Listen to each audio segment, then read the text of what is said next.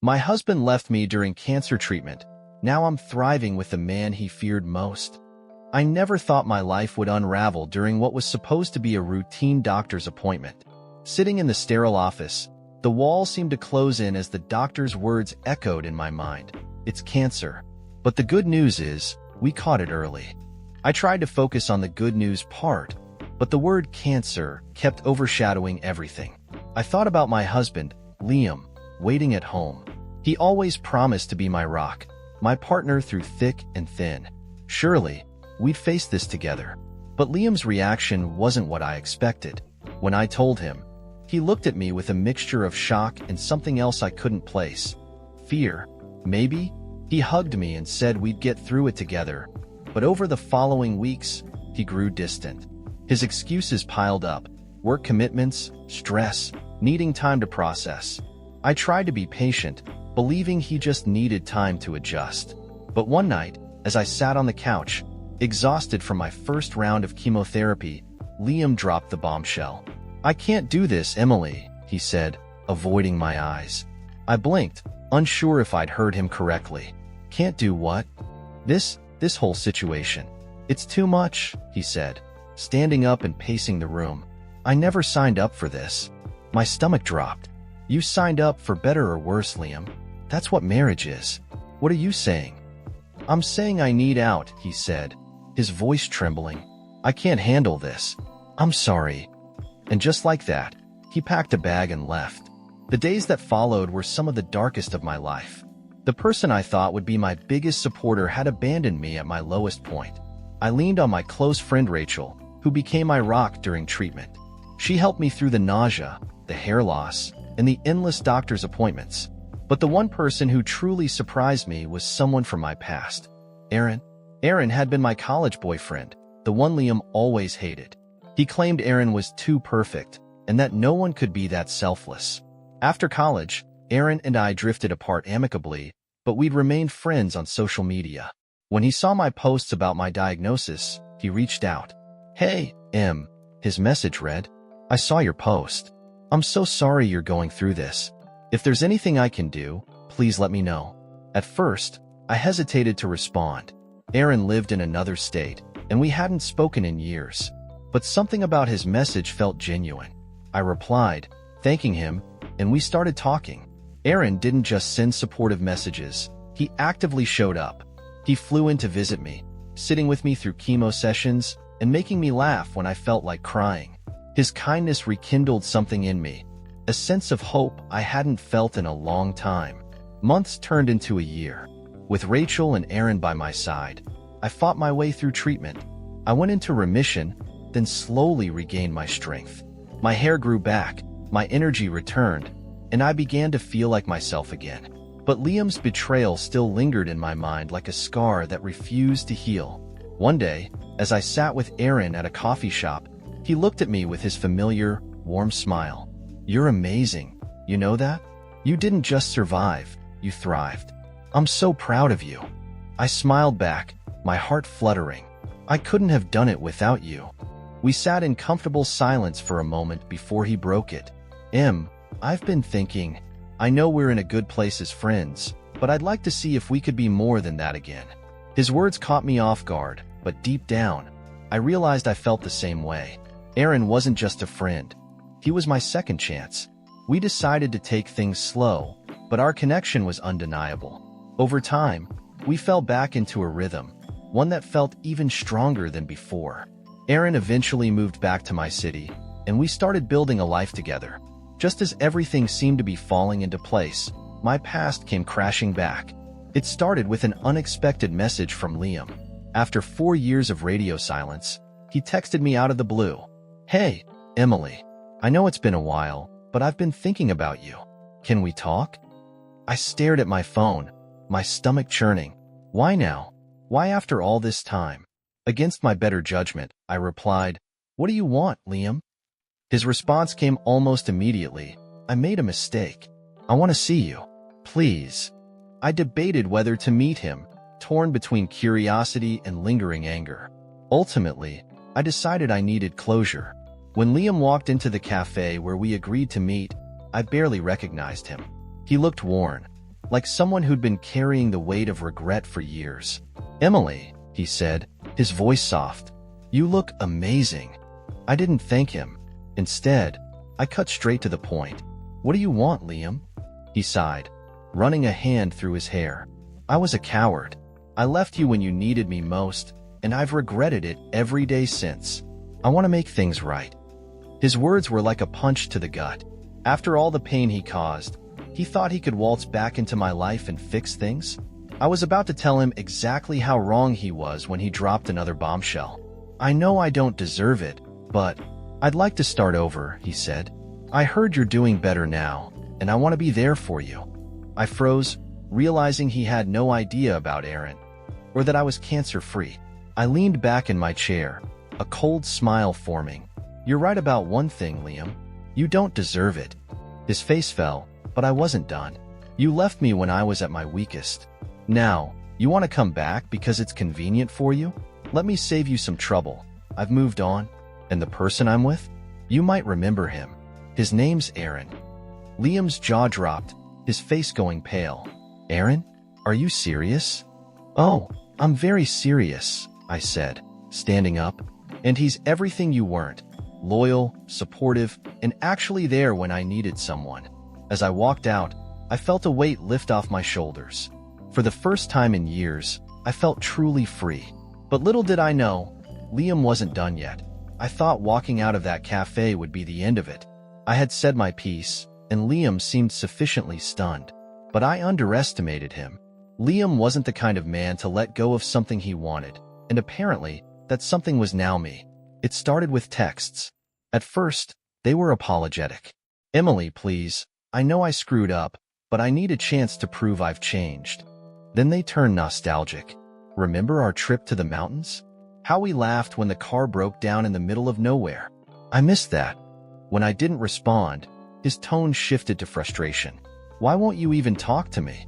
After everything we had, don't I at least deserve a chance to explain?" I showed the messages to Aaron, who was surprisingly calm about it. "He's grasping at straws," Aaron said, scrolling through the texts. "He's probably realizing how much he lost, but that's not your burden to bear." I nodded, grateful for Aaron's level-headedness. But something about Liam's persistence unsettled me. Then, the calls began. At first, I ignored them, letting them go to voicemail. But one night, curiosity got the better of me, and I listened to one. "Emily, it's Liam. Look, I get it. You've moved on. But I need to see you one more time. Please, just hear me out. I'll wait for you at the old diner tomorrow at 7. If you don't show, I'll leave you alone for good." Aaron frowned when I told him about it. "You don't owe him anything, Em. You don't have to go." "I know," I said. "But if meeting him means he'll finally leave me alone, maybe it's worth it." Reluctantly, Aaron agreed, but not before insisting he'd wait in the car outside the diner in case things went south. When I arrived at the diner, Liam was already there, sitting in a booth by the window. He looked nervous, his fingers drumming on the table. The moment he saw me, he stood up, his expression a mix of relief and determination. "Thank you for coming," he said as I slid into the seat across from him. "Make it quick, Liam," I said, crossing my arms. "I'm only here because you said this would be the last time." He nodded, taking a deep breath. "Emily, I don't know how to say this, but I still love you." I never stopped. I couldn't help but laugh, to sound bitter. "You have a funny way of showing it, Liam. You left me during the hardest time of my life and never looked back. That's not love, that's cowardice." He winced but pressed on. "I know I made mistakes, terrible ones, but I've changed. I'm not the same person I was back then." "Good for you," I said flatly, "but it's too late. I've moved on, and I'm happy now." "With Aaron," he scoffed, his composure slipping. "Come on, Emily. You can't seriously think he's better for you than I am?" That struck a nerve. I leaned forward, my voice cold. "Aaron was there for me when you weren't. He held my hand through chemo, sat by my side during surgeries, and never once made me feel like a burden. So yes, Liam, he is better for me." Liam's face twisted with jealousy and desperation. "He's just taking advantage of your vulnerability. He's not as perfect as you think he is." I stood up, done with the conversation. Believe what you want, Liam, but this is over. Don't contact me again. As I turned to leave, he grabbed my wrist, his grip firm. Wait, there's something else? I pulled my hand free, glaring at him. What? His eyes darted around nervously. I've been struggling, Emily.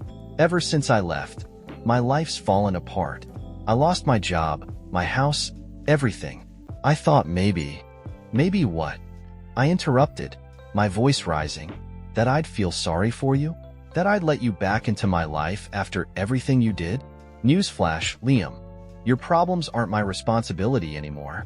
Liam's face crumpled, but I didn't care. I walked out of the diner, my chest heaving with anger. When I got back to the car, Aaron immediately noticed my expression. What happened?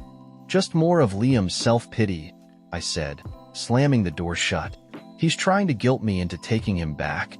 Aaron reached over, squeezing my hand. You did the right thing. He's grasping at anything to feel like he's in control again. I nodded, grateful for Aaron's unwavering support. But as we drove home, I couldn't shake the feeling that Liam wasn't done yet. The next day, I found out I was right. Liam had gone to my parents. The phone call came early the next morning, waking me from a deep sleep. I groggily reached for my phone, expecting it to be Rachel or work, but instead, my mother's voice came through the line, tight and urgent. Emily, what is going on with Liam? She demanded. I sat up in bed, confused. What are you talking about? He came by the house last night, she said. He told us everything, that he made a mistake, that he's trying to make amends, and that you won't give him the time of day. I felt my stomach churn. Of course, Liam couldn't respect boundaries. He had to pull my family into this. Mom, he's manipulating you.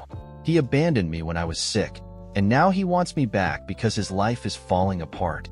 Emily, she said hesitantly, I'm not excusing what he did, but people make mistakes. Maybe he really has changed. My jaw clenched.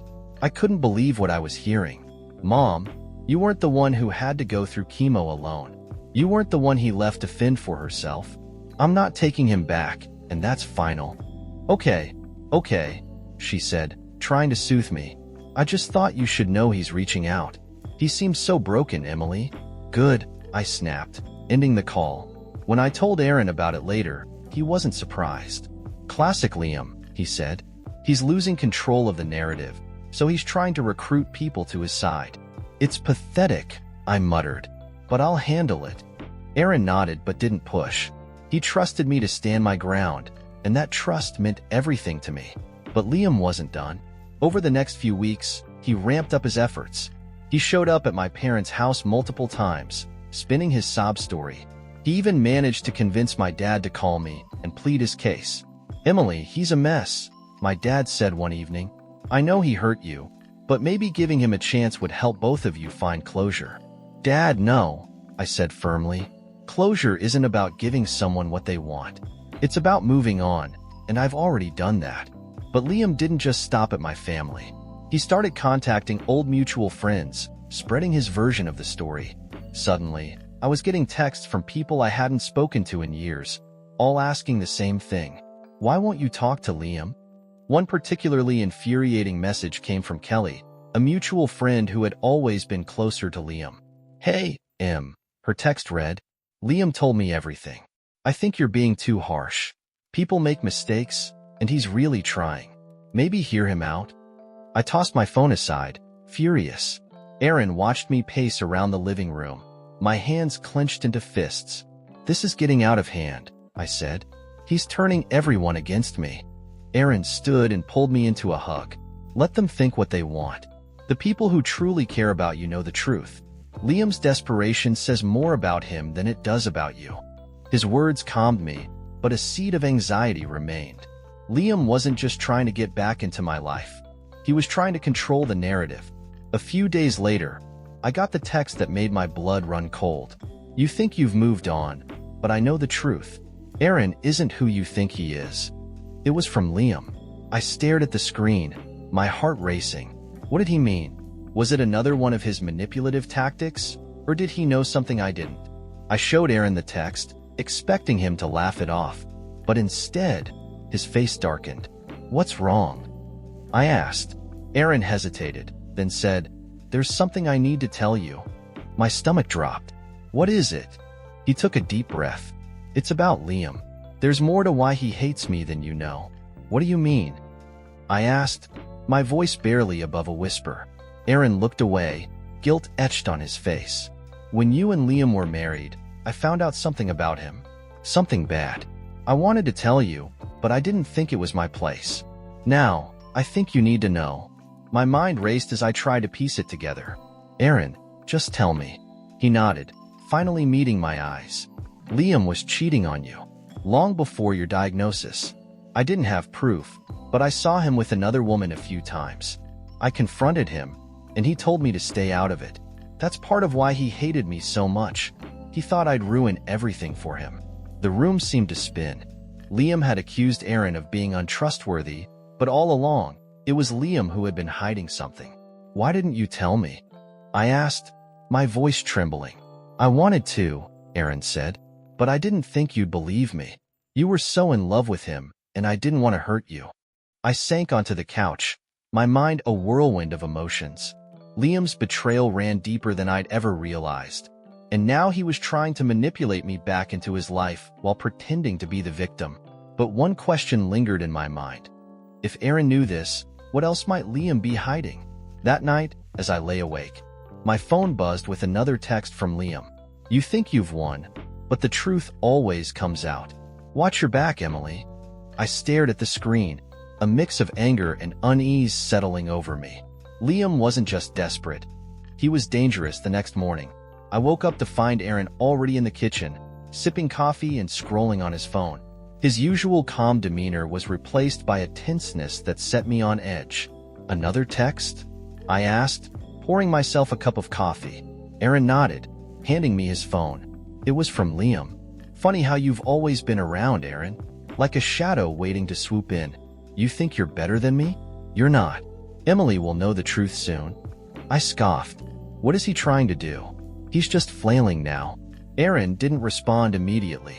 Instead, he set his phone down and looked at me with a seriousness that made my stomach tighten. "Emily, I think it's time we take this to the police," he said. I shook my head. "The police? For what? He hasn't done anything illegal, just sent some threatening texts." "Stalking and harassment aren't nothing," Aaron said firmly. "He's escalating, and I don't want to wait until he does something worse." His words hit me hard. Was I underestimating Liam's desperation? "Okay," I said reluctantly. "We'll go later today." Before we could leave, though, I got a call from Rachel. "You need to come to Mom and Dad's house," she said, her voice strained. "Why? What's going on?" "It's Liam. He's here, and he's causing a scene. Mom called me because he won't leave." My chest tightened. "We'll be right there." When Aaron and I arrived at my parents' house, we found Liam in the front yard, pacing and shouting. My dad stood on the porch, trying unsuccessfully to calm him down. "You lied to her," Liam yelled as soon as he saw me. "You've been lying this whole time." Aaron immediately stepped in front of me. "Back off, Liam," he said, his voice cold. Liam pointed a finger at Aaron, his face twisted with rage. "You don't deserve her. You never did. I've seen the real you, Aaron, and I know what you've done." "Liam, leave," I said firmly, stepping around Aaron. "This isn't helping you. Just go before we call the police." But Liam ignored me, his eyes locked on Aaron. "Tell her the truth," he demanded. "Tell her about the business deal, about how you ruined me." I frowned, confused. What is he talking about? Aaron didn't flinch. "He's grasping at straws, Emily. He's trying to make me look bad because he has nothing else." But Liam wasn't deterred. "You really don't know, do you?" he said, laughing bitterly. "Ask him about the deal with Horizon Tech. Ask him how he sabotaged my career." The name Horizon Tech jolted something in my memory. It was the company Liam had worked for before everything fell apart. He'd always blamed office politics for losing his job, but he'd never gone into detail. "Aaron?" I asked hesitantly. Aaron sighed, rubbing the back of his neck. "It's not what he's making it out to be. Yes, I knew people at Horizon Tech. And yes, I may have shared some information about Liam. But it wasn't personal, Emily. It was business." I stared at him, shocked. What kind of information? Aaron hesitated, then said, Liam was cutting corners on a project. It could have cost the company millions. I did what I thought was right.